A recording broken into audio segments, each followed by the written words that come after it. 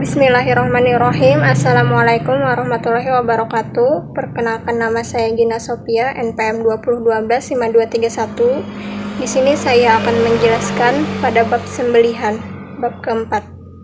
Yang pertama, rukun sembelihan itu ada 4 perkara. 1. Sembelihan, zabhu, yang menyembelih, zabih, yang disembelih, zabih, alat yang dipergunakan untuk menyembelih, alatu zabhi. Syarat penyembelihan binatang yang dapat dikuasai adalah di lehernya dengan memutuskan hulkum, saluran pernapasan, dan maryun, saluran makanan dan minuman.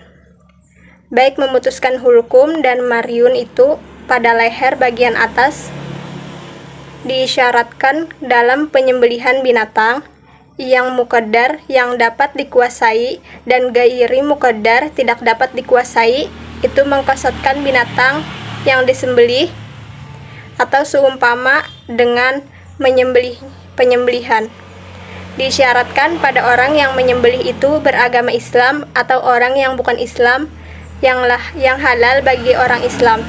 Disyaratkan pada alat penyembelihan bahwa alat itu tajam yang dapat melukai, baik terbuat dari besi seperti pedang, pisau, lembing, mata panah, atau dari gangsa, tembaga, emas, perak, batu, kaca, atau bulu. Sunat dalam menyembelih itu sangat banyak, diantaranya dengan memutuskan 2 urat nadi yang berdempetan dengan hulkum, dan menurut pendapat yang dhaif, urat itu berdempetan dengan saluran makanan. Karena dengan terputusnya kedua urat nadi itu akan mempercepat matinya.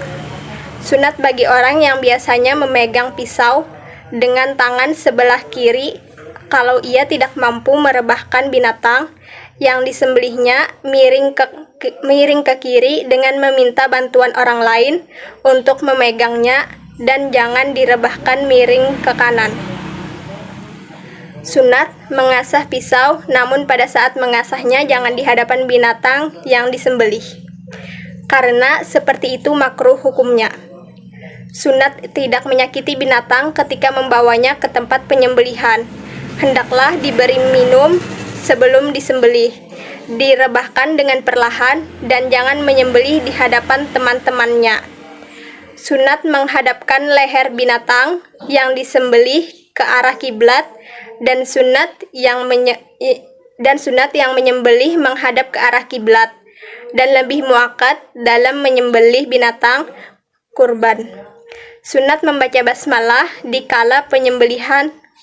Kalau hulkum dan saluran makanan telah putus, sunat dilepaskan dan jangan lagi dipegang agar binatang itu dapat bergerak dengan bebas. Untuk perbandingan mazhabnya, di sini saya mengambil membaca basmalah pada saat penyembelihan.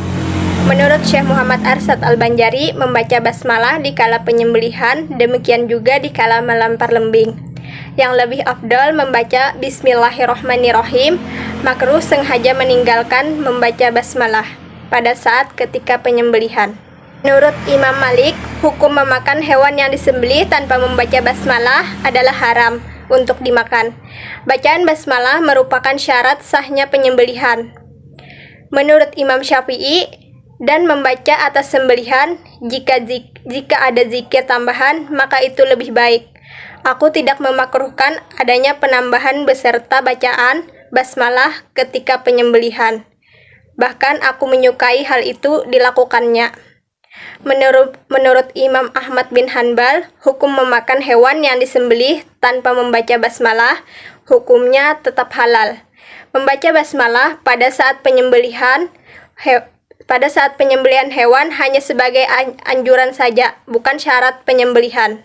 Untuk permasalahan fikih kontemporer, di sini saya mengangkat tentang penerapan stunning untuk penyembelihan pada permasalahan saat ini sebagai rumah potong hewan yang menggunakan penerapan stunning untuk penyembelihan.